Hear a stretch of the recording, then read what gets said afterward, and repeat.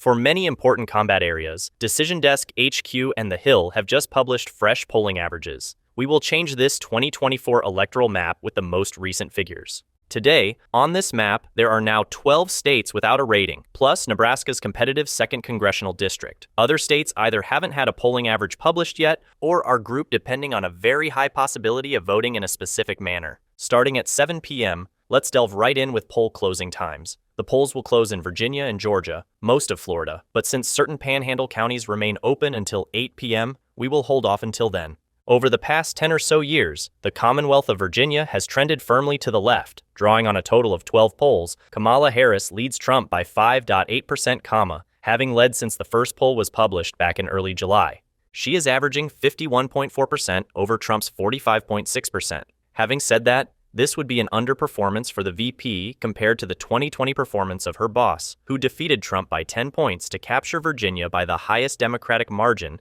since FDR back in 1944.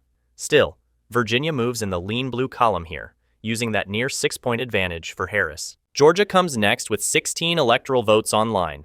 Throughout the 2020 cycle, this state was the closest. Biden barely passed Trump with a 0.2% difference. Since Bill Clinton back in 1992, this was the first Democratic victory here, especially since Clinton sought re-election in '96 and failed to win Georgia a second time. By now, in 2024, the polls show Trump with a meager lead of less than a percentage point, exactly 0.7% based on 39 Georgia polls. The average over Harris is 47.6%, while he's scoring 48.3%. This is very much within the range of error. For the past month or two, the average has been swinging back and forth. Trump has led in 4 of the past 6 polls conducted here. So returning to our map, Georgia will be classified as a tilt Republican. At the 7 p.m. poll closure, Harris and Trump divided the first 2 states, raising Harris's electoral total to 221 over Trump's 148. 10 states to go. Now, let us fast forward to 7:30 p.m. on election night, when polls close in Ohio and North Carolina.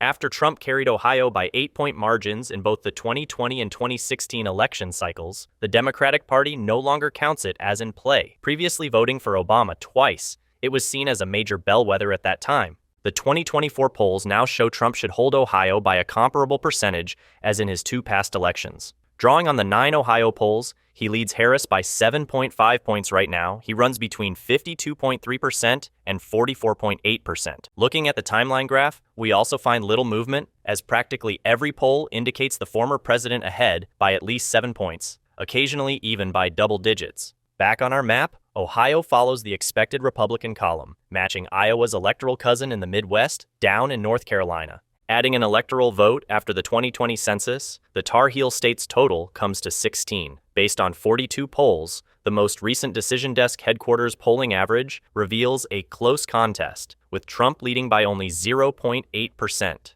Trump averages 49.1% right now, while Harris averages 48.3%. Since it became certain that Harris would be the Democratic nominee in late July, the North Carolina race has been remarkably close. She regularly led by roughly a point or 2 since September started, and she even led through much of August before Trump recovered a little edge. Trump did score his closest victory that cycle with North Carolina by 1.3%, though this margin was less than his 3.7% victory in 2016. Between the 2 elections, the national popular vote shifted leftward by about 2.5 points. North Carolina thus kept the same Republican inclination in line with national trends, with the chances at -165, which suggests approximately a 60% to 65% possibility of a Republican triumph. The most recent betting odds from BetOnline also reflect confidence in the Republican posture. Alrighty, back to our map. North Carolina follows Georgia in the tilt Republican column. Those 2 victories helped Trump's electoral vote count to rise to 181. Now in the contest to 270, he's just 40 votes behind Harris. Now let us leap right to 8 p.m., starting in New Hampshire, a traditionally blue-leaning state that voted for Joe Biden by 7 points in 2020. The polls will close in New Hampshire, Pennsylvania, and Florida on election night. Thus far, for the 2024 cycle, Harris and Trump have only completed 3 polls apiece, with her polling at 52% to Trump's 47.1%. These surveys average out to a 4.9% lead for Vice President Harris. Consequently, on our electoral map, New Hampshire, with 4 electoral votes, is leaning toward Harris. Now we get to Pennsylvania, maybe the most important battleground in this election campaign. Many public data-driven estimates agree that this is probably the tipping point state. Nate Silver rates it at a 32% probability of influencing the outcome. If they land Pennsylvania, both Harris and Trump's odds of winning leap to more than 90%. Based on 63 polls, the polling average for Harris here shows a modest advantage of 0.8%, more than in any other state, therefore highlighting its central importance. Trump lags significantly at 48.1%, while Harris averages 48.9%. Neither candidate has led by more than 2 points since late July. The average overall stays within the margin of error as well. Trump has led in 3 of the past 5 polls, so perhaps indicating a change in momentum here as we get closer to Election Day. A standard polling error could readily tilt the state in Trump's direction. For now, though, the Keystone State will lean in the Democrats' advantage and add 19 pivotal electoral votes to the Harris count. At last, we have the 30 electoral vote Sunshine State, Florida. Only Texas and California rank higher than that third largest reward on the map. Long known as a swing state, Florida is today mostly Republican-leaning. After Trump improved on his 2016 record, taking the state 3.5 points in 2020, he performed better in 2020 than in 2016 in only 5 of the 50 states that make up the nation. Republicans then followed that in the elections in 2022, with Senator Marco Rubio and Governor Ron DeSantis both winning re-election in landslides, 19% and 16% respectively. The polls have actually tightened really much over the past week or two.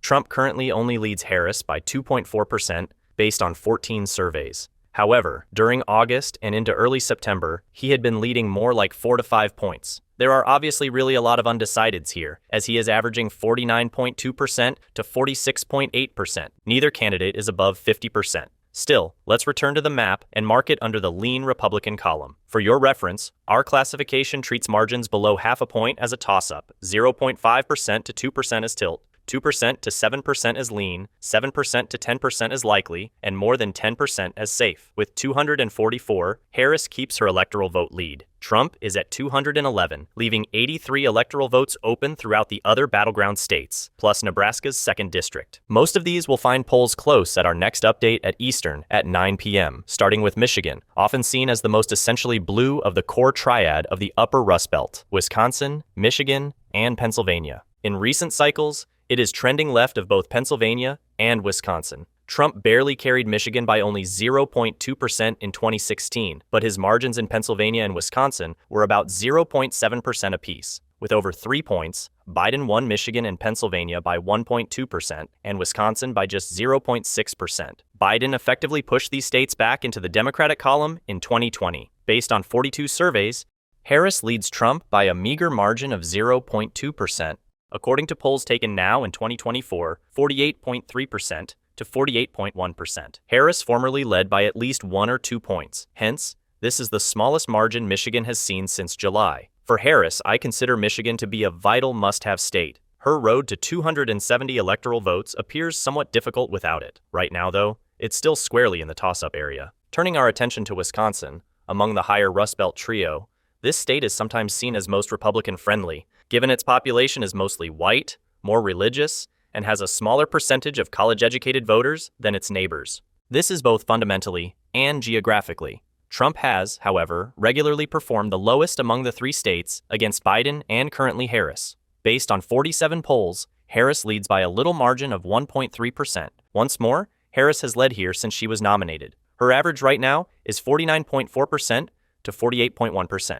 Having said that, we need to keep in mind that Trump was undervalued by remarkable proportions in 2016 and 2020 whenever we discuss surveys in Wisconsin. While Biden led by more than 8 points and only held on by 0.6%, Hillary Clinton led by roughly 6 points going into election night and lost by 0.8%. But since we are basing our classification on the most recent polling average for this video, Wisconsin will be positioned in the tilt blue column for Harris, therefore augmenting her overall electoral vote count. Now we focus on the Southwest, starting with Texas, the electoral heavyweight with 40 votes. Democrats may have peaked in 2020 when Trump's margin of 5.5 points produced the most competitive outcome in decades. But given Republicans' gains among Hispanic voters, it is difficult to see Harris closing that disparity anymore this November. Based on 13 surveys, Trump leads Harris right now by a margin somewhat close to 2020 at 5.7%. Outside the margin of error, He is polling at 51.6% to Harris's 45.9%. He has always clearly led in almost every poll. Texas is so labeled as leaning Republican on our electoral map, which drives Trump up to 251 electoral votes, just 3 short of the VP. Let's now travel to Arizona. With Joe Biden's victory by a margin of barely 0.3%, Democrats secured a triumph here for the first time since 1996. The second closest state in the election directly after Georgia, by now 2024, Trump has kept a lead much of the cycle. Based on 39 polls, his lead currently reflects those in Georgia and North Carolina, 0.8% here. Trump's average is 48.7%. Harris trails at 47.9%. The polling fits precisely with the betting markets. The Republicans are favored at minus 215 in Arizona over at BetOnline, implying a strong 65.7% chance of success. These chances match those of Georgia, which also stands at minus 215. Arizona falls likewise in the tilt Trump column on our electoral map. That then gets us to Nevada. Nevada may not have the same weight as the other battlegrounds, with its 6 electoral votes, but the fight here is equally close. Based on 27 polls, the current average from Decision Desk HQ offers Harris her biggest advantage of the 7 core battlegrounds at 1.9%. She's averaging 49.1% to Trump's 47.2%. Nevada seemed to be trending Republican for a time, with Trump first showing great polling against Biden and several encouraging signs for Republicans over past cycles. Nevada selected Joe Biden in the 2020 contest by a margin of 2.4 percentage points, the same margin it applied to Hillary Clinton in 2016. Even while the country moved leftward generally, the Republicans switched the governor's office, almost unseating a moderately popular Democratic senator, and outpolled Democrats in U.S. House votes for the first time in decades. These elements position Trump better than any other recent Republican presidential contender to possibly turn Nevada upside down. Still, he's only just within striking distance since the state now leans toward Harris. Based on the most recent polling averages from important battleground states, Trump is expected to get 262 electoral votes, while Kamala Harris is expected to get 260, with 15 votes in Michigan still up for grabs, neither of which has a polling advantage of more than half a percentage point.